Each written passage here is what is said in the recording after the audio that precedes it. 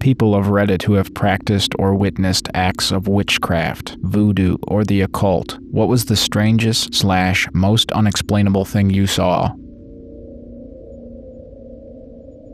I was the victim of a bear walker. In First Nations culture, a bear walker is someone who uses our sacred medicines for bad and not good. They can make someone very sick. Only a medicine man may reverse it, and it often comes as a gamble for the bear walker. Once reversed, they will suffer more than the one they made sick. I was 20 years old and very healthy. One night, I had a dream I was in a field and was picking wild flowers. From each direction, a tornado was coming at me. I woke up in a fevered sweat. That began 2 months of sheer misery.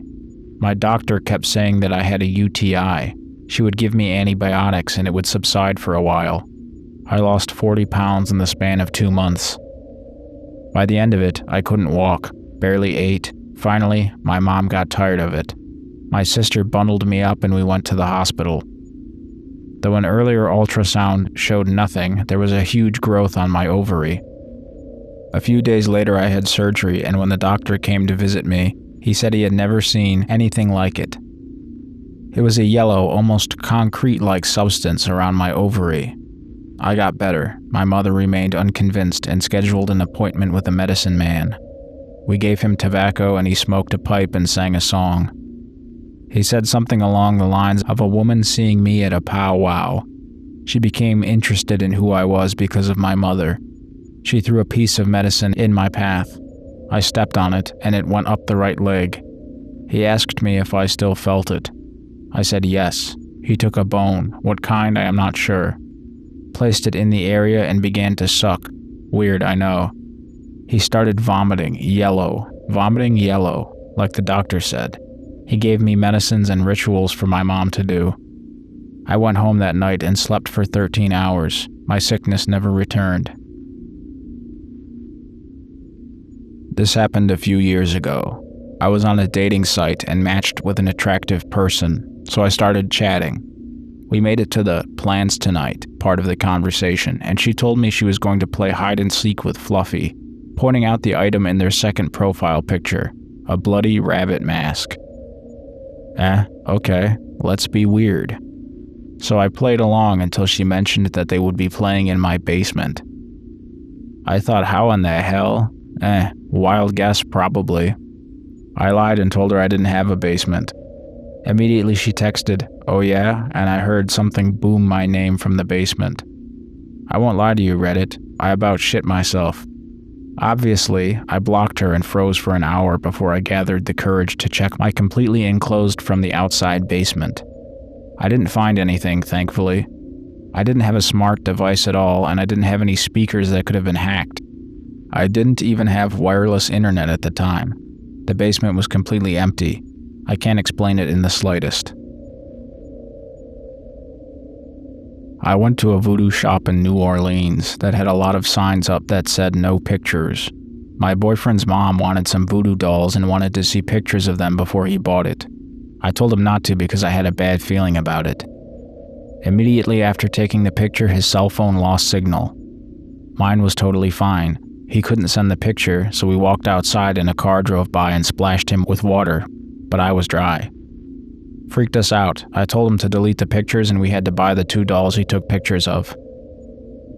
Sounds like a racket to me. They tricked you into buying dolls. When I was a teen, a bunch of my friends went through a Wiccan phase. I honestly thought it was a bunch of hooey, but played along for the most part, because they could have gotten into drugs or horses instead, right? But despite thinking it was bullshit, there was one moment that made me question things. Us girls had met to hang out, and one was brandishing a wooden walking stick. "I have poured my energy into this totem," she declared, then started passing it around the room. The others cooed about how they could feel the power within as they held it. Of course, someone handed me the stick eventually. I could barely contain my eye roll as I took it. As I held the walking stick, it sent a tingling sensation up my arms. I passed it on quickly. Not as dramatic as some of the stories here, but gosh, that was weird.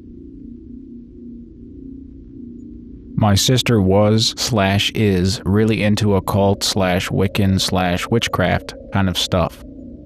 I think she meant to be Wiccan, but a 13-year-old isn't incredibly discerning. Around the time she got into it, our house started to get incredibly creepy. We would see things move out of the corner of our eyes. Nobody wanted to be home alone. Nobody wanted to be in the living room at night. At first, we could blame it on the house and the land. Then we moved, not just houses, but continents. The weird stuff followed. All of it was always centered around my sister and her room, and it was always aggravated when we did serious cleaning and especially when we moved. The height of it was when we were moving back to the US. We had 2 different flight groups. My mom and sister left 6 weeks before the rest of us to pick the new house while my dad, brother, and I cleaned and packed at the old house. We heard thumping from my sister's room. The windows and doors would open and close on their own, not possible from just the wind, and shadows would move wildly under the door pretty much every night, even with the blinds closed. I'm not sensitive/discerning of that kind of stuff, but it was plain as day even to me. It was only after my sister finally moved out of our next house and we cleaned out her room that it all ended. Whatever it was tied to my sister and not any sort of disorder/uncleanliness. My mom and I are both practitioners of witchcraft. I am a white witch while my mom is a dark witch, which means she deals with hexes, curses, etc. My mom has hexed people in the past that have hurt her or her family. She is not afraid of karma or the rule of 3. One of the curses I saw was when I was a child. There was a man who worked with my stepfather who would constantly steal clients from him or would take credit for my stepfather's work. He actively tried to sabotage my stepfather's employment, and my mother got fed up. She performed a hex on him, and within days the guy had fallen from favor at work. All his clients were canceling appointments for varying reasons. His deals were falling through. His hair was thinning from stress. His family was going through economic hardships, etc. The guy's life completely did a 180, and to this day, he hasn't fully recovered from it. He still struggles with making sales and is constantly getting on his employer's nerves. Another time, an old friend of mine and I had an awful falling out. Her betrayal really hurt me, and I fell into depression for a long while. She tried turning friends against me and did everything she could to hurt me. My mother decided to return some of that negative energy her way and performed a hex. I didn't know it at the time, otherwise I would have told her not to, but she put a curse on her and her family. Well, within days everything went wrong. Her family fell into economic hardships and they lost the family car and almost lost their house. Her father had a stroke out of nowhere and with no family history of it. Thankfully nothing serious, but was bedridden for days and couldn't work. Her schoolwork suffered and her family had a period of real tough times. My mom didn't tell me what she had done until months later, at which point I was terrified of her. Magic isn't something to be done lightly, and hexes especially are dangerous things. I wouldn't touch them with a 10-foot pole, but my mom actively practices them. I worry when karma comes to collect. I haven't had them for a while, but I used to get incredibly vivid dreams that all had the same premise. I would wake up in my dream, walk to my desk, look at the calendar, see the date it would be when I woke up circled in red, and look out of my window. I used to have a river in front of my house, but in my dreams it would be something else. The first dream, it was a skyscraper. I noticed a plane crashing down on the skyscraper. Then I woke up. I was very young, so I don't remember much else, but I do remember the date. It was September in 2001. A few years later, same idea. Woke up, look at the calendar, look out the window. This time there was an empty field. Again, a plane crashed in there. Next day, a Turkish Airlines plane crashed into a field nearby. Soon after that, I saw a burning building with masked people around it. Molotov cocktails were thrown at the Charlie Hebdo office that day. Then, another plane crash, but this time the plane was shot out of the air. MH17. The last time I had a dream like this, it was slightly different. I looked out of my window and saw a train station with 2 people. They were talking French. I don't know much French, so it was just random words. I then closed the blinds and opened them again. Chaos in the streets, with the Eiffel Tower in the background. Gunshots, Charlie Hebdo again. I also had another really strange encounter involving my grandmother. At the time, I gave swimming lessons. When I came home and tried to open the door, I saw a bright white flash to my right and heard a noise that sounded a lot like my grandma simply saying my name. It startled me a lot, so I ran inside. The phone was ringing. It was my parents. My grandmother had died in the hospital. After that day, I often had the feeling that I wasn't always alone, even when I was the only person there. Turns out, my parents and aunts had similar experiences. It came out on my birthday. I can't exactly remember why. I just remember them talking about it and me thinking, I don't remember telling you this. It all came down to the same things: seeing flashes, hearing your name, and simply having the feeling of being watched. To make ourselves feel better, I guess we decided that it probably was because she was watching out for my grandfather. We then basically asked the air to leave us alone after my grandfather died. He did die, and no one had an experience like that after it. I haven't really thought about these things since because I'm a firm believer they're impossible, but still it won't completely let me go. When I was a young kid, me and my friends were big into ghosts, the paranormal, the occult, or anything else creepy. I was a self-identifying witch, and we would often go ghost hunting in local places. We even came up with a theory that our school used to be an ancient, cursed burial ground. The thing we loved most was Ouija boards, which is where this story begins. One day, my friend comes up to me and tells me about an experience he had. He had made a makeshift Ouija board and used it on his school bus. He had contacted a ghost that called itself A, and it was trying to warn us about something.